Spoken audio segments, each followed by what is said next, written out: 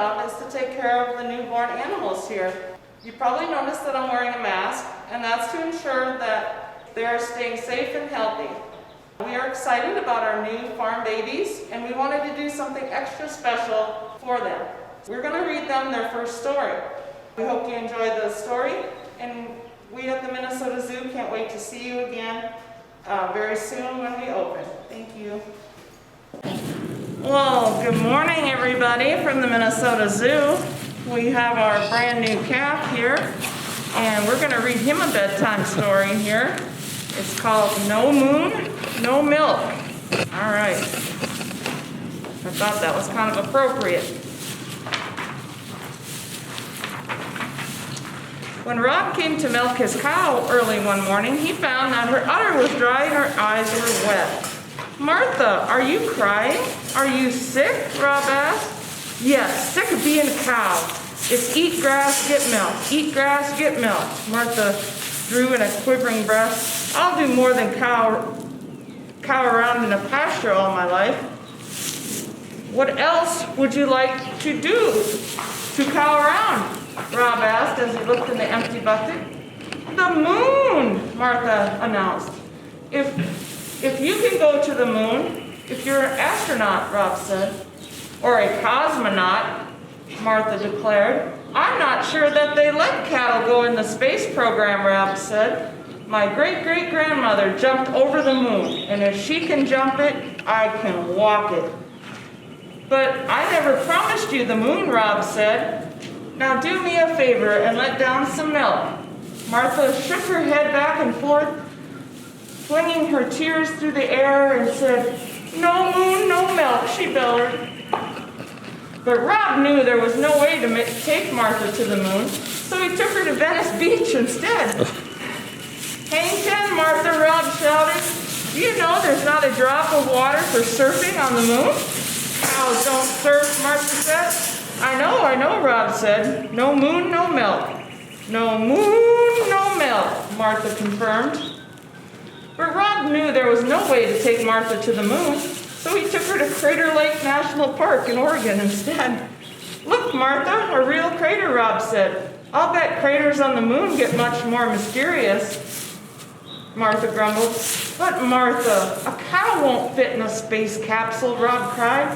"No moon, no milk," she said. "I'm telling you." But Rob knew that he couldn't take Martha to the moon, so he took her to Radio City Music Hall in New York City instead. "Martha, it's the Rockettes," Rob said. "Rockets? Where are the Rockets?" Martha asked, craning her neck.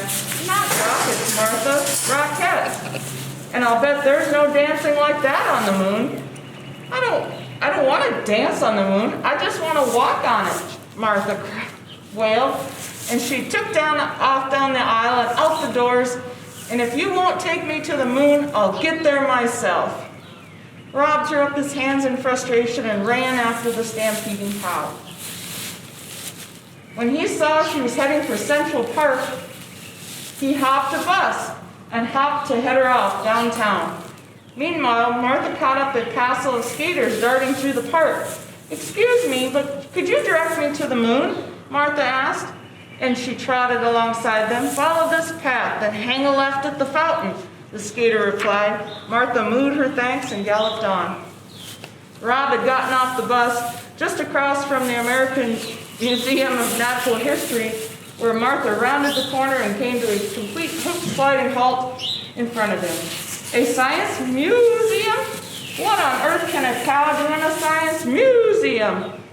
"There's a replica of the lunar surface you can walk on," Rob offered.